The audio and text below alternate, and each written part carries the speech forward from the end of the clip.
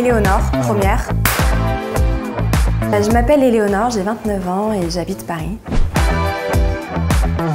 Mon projet, c'est le Studio Specto et c'est un studio de création de contenu sonore et vidéo dans le but de réaliser des sujets immersifs et engagés sur la thématique de l'exil et à travers le monde. J'ai décidé de créer des contenus en prenant le temps de les faire, en traitant de sujets en profondeur et surtout en donnant la parole aux personnes concernées.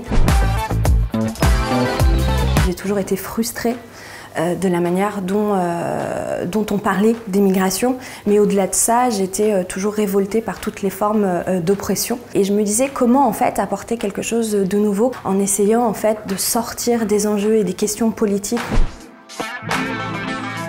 Je suis allée à Calais pendant quelques semaines, mais aussi à la frontière franco-italienne. J'avais besoin de découvrir ce qui se passait à nos frontières. Ensuite, j'ai décidé d'aller plus loin et pour ça, j'ai pris la route des Balkans. Mon premier grand projet, c'est l'Odyssée des Balkans, où je suis partie seule avec ma caméra, mon micro. Il faut savoir que la route des Balkans, c'est l'une des routes migratoires principales pour entrer dans l'Union européenne. Elle est devenue centrale en 2015 avec le départ de 5 millions d'exilés syriens. Elle a été ensuite un petit peu abandonnée pendant plusieurs années et elle est redevenue la première route migratoire depuis à peu près 1 an pour entrer dans l'Union européenne. Je suis allée à différents camps sauvages où j'ai passé du temps avec les personnes exilées, où j'ai essayé de créer un lien de confiance pour recueillir leurs paroles en essayant d'avoir une intimité avec ces personnes. Et j'ai décidé d'en faire une série de podcasts qui va marquer vraiment le début d'autres séries puisque en 2023 je retourne sur le terrain et l'idée c'est d'aller dans des camps de réfugiés au Liban et en Jordanie en m'associant à des associations. Je n'ai pas un incubateur qui était forcément centré que sur des questions business parce que ça ne me convenait pas, ça ne me convient pas, mais plutôt un incubateur qui est là pour t'entourer et pour te porter et avec une dynamique très bienveillante. Voilà. La désinformation autour des migrations, le repli sur soi, les narrations négatives, mais aussi parce que c'est un sujet absolument central aujourd'hui. Il y a 100 millions de déplacés, c'est un chiffre qui a doublé depuis 10 ans et il faut savoir qu'on va être à peu près à plus d'1 milliard de déplacés climatiques d'ici 2050. Oula. Alors je te sors toute la liste ou pas parce que...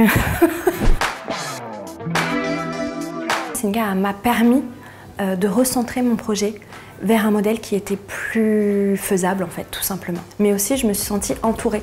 On est entouré d'autres entrepreneurs comme nous et on partage non seulement les bonnes nouvelles, mais aussi parfois les doutes, les craintes, les barrières, etc. Et donc Singa, c'est ça apporte vraiment cette cohésion, ce dynamisme pour essayer tout simplement de s'élever.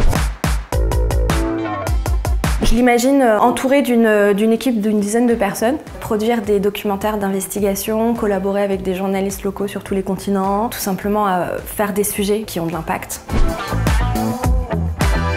Je me souviens, c'était le 23 novembre 2020. Il y a eu une évacuation place de la République de 450 personnes qui avaient posé leur tente pour protester contre les conditions d'accueil, mais aussi pour demander une mise à l'abri, parce que c'était des personnes qui étaient à la rue, donc des familles. J'étais sur place et il y a eu une évacuation avec une violence inouïe.